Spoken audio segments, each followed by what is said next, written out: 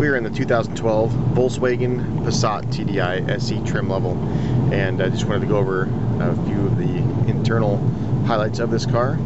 First of all, it is powered by a 2-liter turbo diesel motor that develops 140 horsepower and 236 pound-feet of torque.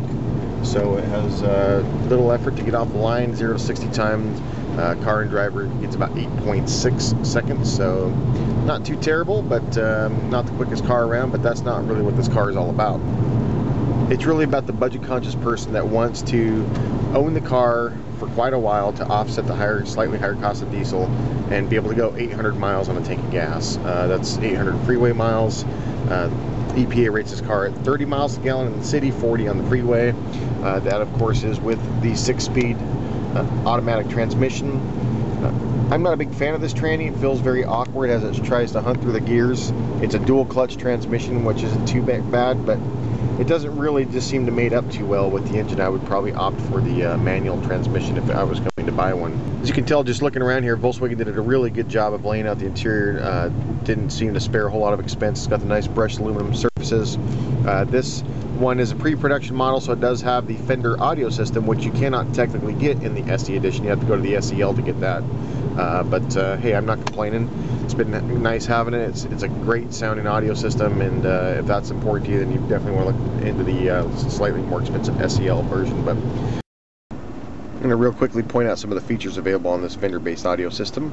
Just don't tell anybody that you saw it inside of an SE, because again, you cannot buy it this way, but at least you can get an idea of how the system works. So it does feature built-in navigation. I'm going to go ahead and go on that right now, and we can go to the map, and we can see that it has all the basic things that you need. It's not a very fancy looking map. It's kind of 2D-ish, but it actually works very well.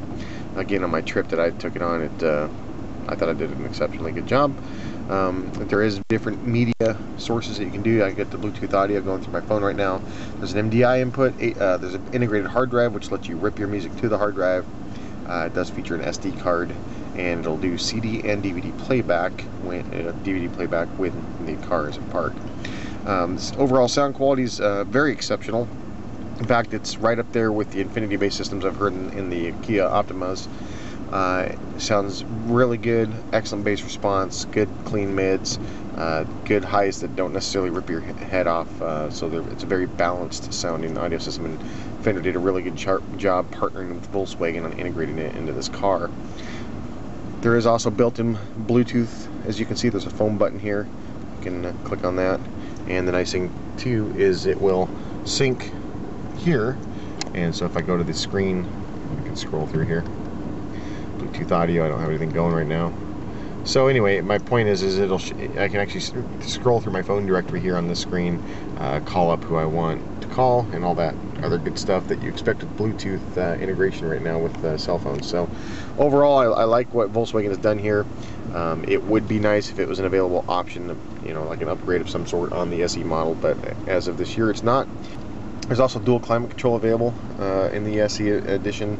As you can see, I got them both set to 68 here. You can dial that one independently, so work very well. It has integrated heated seats, which are also very nice to have up in this part of the wood. This one does have the leather surfaces.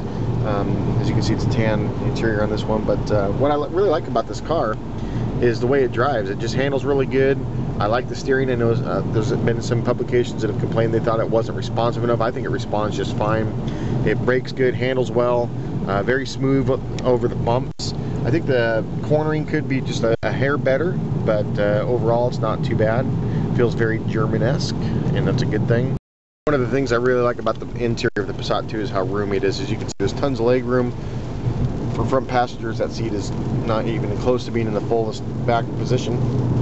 And there's more than ample room for the rear passengers as well. Pan around here, you can see tons of good leg room back there, very comfortable. It does technically seat 5. I wouldn't, as with most sedans, I wouldn't want to be the guy who had to ride in the middle, but overall not too shabby. Very spacious feeling cabin. This one does not have the sunroof that you can get as an option, but you can certainly price that out if you go down to the dealer and see if that's something important to you. Anyway, I've really enjoyed the Passat. The quick synopsis here: awesome fuel economy, handles good, looks good, burns clean, Doesn't really even sound like a diesel. You can tell, I mean, you can kind of tell, but it's not that loud at all. Cleanly laid out gauges, as you can see, very easy to read. They illuminate very nicely at night, good colors. There is an information screen between the speedo and tach that you can adjust to get different pieces of data. There's the service dates. You can do a vehicle setup when it's stationary. There's the fuel consumption, which is obviously the big part of the story, the biggest part of the story of this diesel. And as you can see, I'm going down the hill here, so it shows ridiculous fuel economy. But I averaged about 42-ish.